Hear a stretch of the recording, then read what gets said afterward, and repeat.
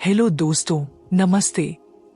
स्वागत है आपका एक बार फिर मेरे YouTube चैनल पर, जहां हम लेकर आते हैं रोंगटे खड़े कर देने वाली सच्ची और डरावनी कहानियां।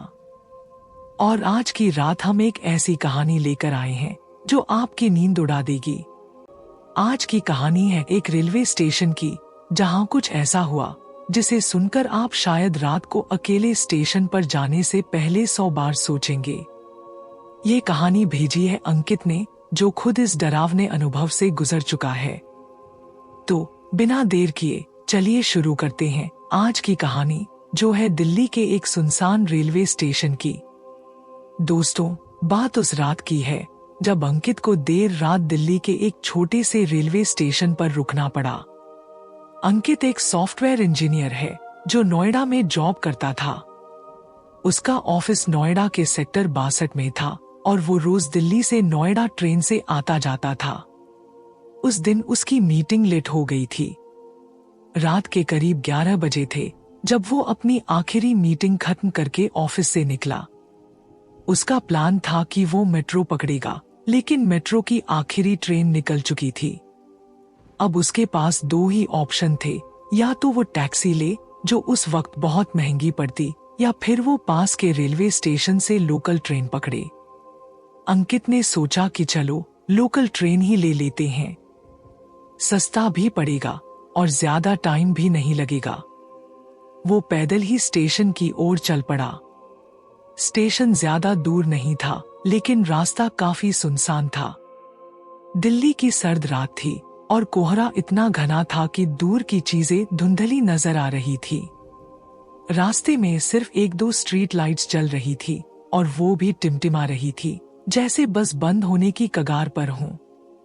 अंकित को थोड़ा अजीब तो लगा, लेकिन उसने सोचा, अरे दिल्ली है, रात को थोड़ा सुनसान तो होगा ही। वो स्टेशन पहुंचा। स्टेशन का नाम था शिवाजी नगर रेलवे स्टेशन। ये दिल्ली का एक छोटा सा स्टेशन था जो ज्यादातर लोकल ट्रेनों के लिए इस्तेमाल होता था। रात के वक्त यहाँ ज्यादा भीड़ नहीं होती थी। जब अंकित स्टेशन पर पहुंचा तो उसे लगा कि स्टेशन बिल्कुल खाली है। टिकट काउंटर बंद था और प्लेटफॉर्म पर एक भी इंसान नजर नहीं आ रहा था।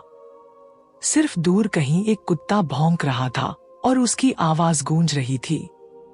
अंकित ने अपनी घड़ी देखी, 11:45 PM।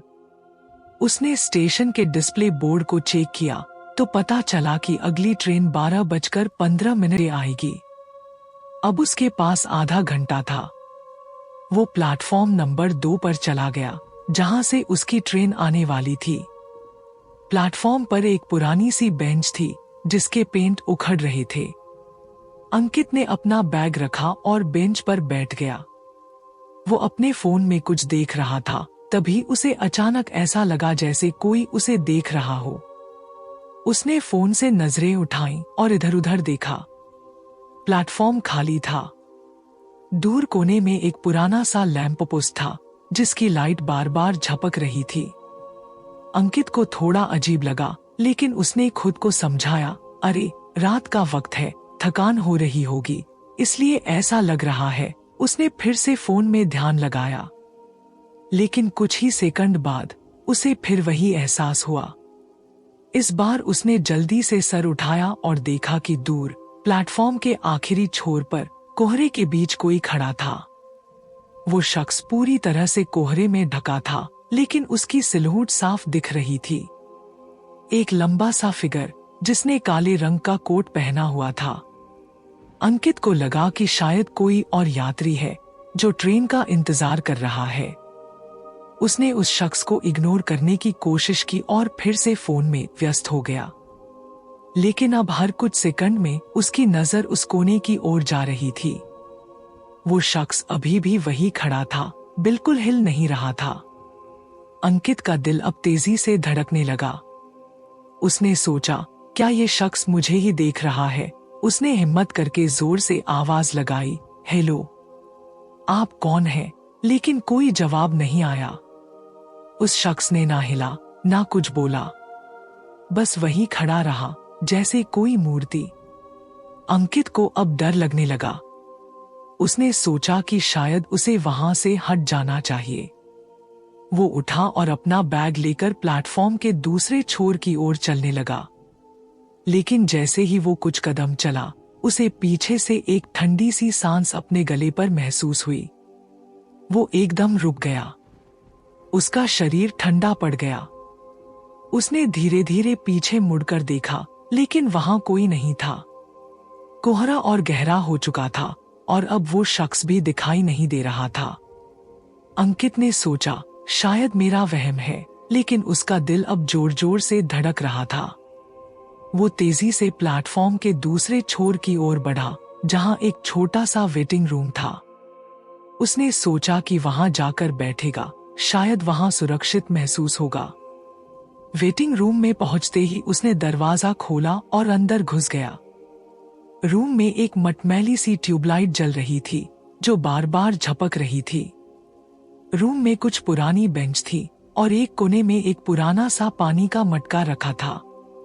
अंकित ने दरवाजा बंद किया और बेंच पर बैठ गया। उसने अपने फोन में टाइम चेक किया, अभी भी 10 मिनट बाकी थे ट्रेन आने में। लेकिन तभी उसे दरवाजे पर एक खटखट की आवाज सुनाई दी। खट खट खट। बहुत धीमी लेकिन साफ आवाज। अंकित का दिल जैसे मुंह को आ गया। उसने सोचा, कौन हो सकता है इतनी रात को। उसने हिम्मत करके पूछा, कौन है, लेकिन कोई जवाब नहीं आया। फिर से वही खटखट की आवाज, खट खट खट। इस बार आवाज थोड़ी तेज थी। अंकित ने सोचा कि शायद कोई स्टेशन का कर्मचारी है। उसने हिम्मत जुटाई और दरवाजा खोला, लेकिन बाहर कोई नहीं था। कोहरा इतना घना था कि प्लेटफॉर्म का दूसरा छोर दिखाई नहीं दे रहा था। अंकित ने जल्दी से दरवाजा बंद किया और वापस बेंच पर बैठ गया। लेकिन अब उसे ऐसा लग रहा था जैसे रूम में वो अकेला नहीं है। उसे अपने पीछे किसी के होने का एहसास हो रहा था। उसने धीरे से पीछे मुड़कर देखा, लेकिन वहां कोई नहीं था। तभी उसकी नजर उस मटके पर पड़ी। मटके के पास कुछ अजीब सा दिखा। वो उठकर पास गया और देखा कि मटके के आसपास जमीन पर कुछ गीले निशान थे, जैसे किसी ने गीले पैरों से वहां कदम रखा हो। लेकिन वो निशान किसी इंसान के पैरों के नहीं थे। वो लंबे, पतले और अजीब से थे, जैसे किसी जानवर के।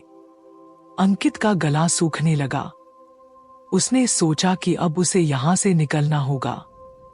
वो दरवाजे की ओर बढ़ा, लेकिन तभी उसे एक औरत की हंसी सुनाई दी। वो हंसी इतनी ठंडी और डरावनी थी कि अंकित के रोंगटे खड़े हो गए। वो हंसी रूम के अंदर से ही आ रही थी, लेकिन रूम में कोई नहीं था। अंकित ने चारों ओर देखा, लेकिन उसे कुछ दिखाई नहीं दिया। तभी अचानक ट्यूबलाइट बंद हो गई और रूम में अंधेरा छा गया। अंकित ने अपने फोन की टॉर्च ऑन की, लेकिन टॉर्च की रोशनी में उसे कुछ दिखा जो उसकी जिंदगी का सबसे डरावना पल था। रूम के कोने में, जहां मटका रखा था, एक औरत खड़ी थी। उसने सफेद साड़ी पहनी थी, लेकिन उसकी साड़ी गीली थी, जैसे वो पानी में डूबकर आई हो। उसके बाल लंबे और गीले थे, जो उसके चेहरे को ढक रहे थे। वो धीरे धीरे अंकित की ओर बढ़ रही थी। उसकी चाल ऐसी थी जैसे वो जमीन पर नहीं, हवा में तैर रही हो। अंकित के मुंह से चीख निकल गई। वो पीछे हटा और दरवाजे की ओर भागा।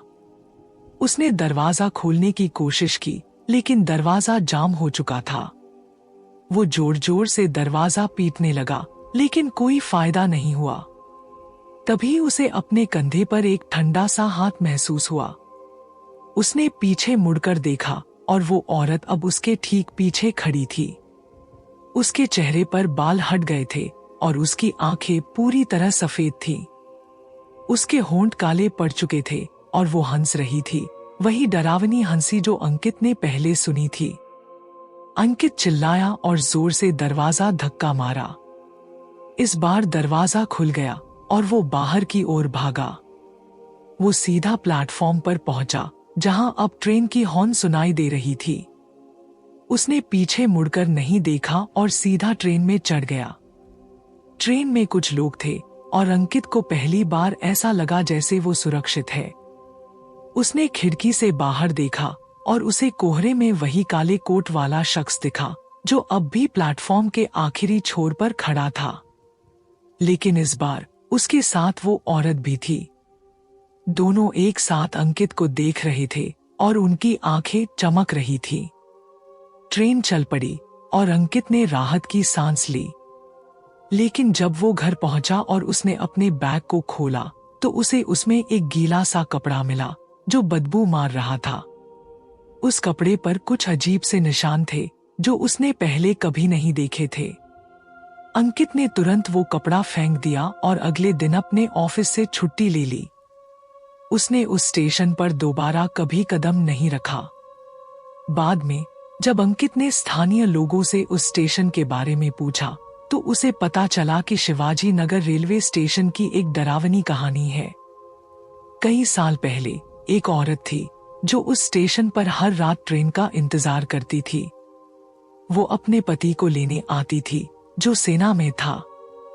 लेकिन एक रात उसके पति की ट्रेन लेट हो गई और उस औरत को कुछ गुंडों ने परेशान किया। उसने भागने की कोशिश की लेकिन वो लोग उसे स्टेशन के पास एक तालाब में ले गए और उसका मर्डर कर दिया। तब से लोग कहते हैं कि उस औरत की आत्मा उस स्टेशन पर भटकती है। और वो काले कोट वाला शख्स, कुछ लोग कहते हैं कि वो उसका पति था जो अपनी पत्नी की मौत का गम बर्दाश्त नहीं कर सका और उसने भी अपनी जान दे दी। अब दोनों की आत्माएं उस स्टेशन पर एक साथ भटकती हैं और जो भी रात को वहां रुकता है वो उनके गुस्से का शिकार बनता है। दोस्तों, ये थी अंकित की कहानी जो उसने मेरे साथ शेयर की। इस कहानी को सुनकर आपके मन में क्या ख्याल आ रहे हैं? क्या आपने कभी ऐसा कोई डरावना अनुभव किया है? अगर हाँ, तो नीचे कमेंट में जरूर बताएं। और हाँ, अगर आपको ये कहानी पसंद आई तो लाइक करना ना भूलें, चैनल को सब्सक्राइब करें और बेल आइकन दबाना ना भूलें ताकि मेरी हर नई डरावनी कहानी आप तक सबसे पहले पहुंचे। तो दोस्तों, आज के लिए इतना ही। अगली बार फिर मिलेंगे एक नई सच्ची और डरावनी कहानी के साथ।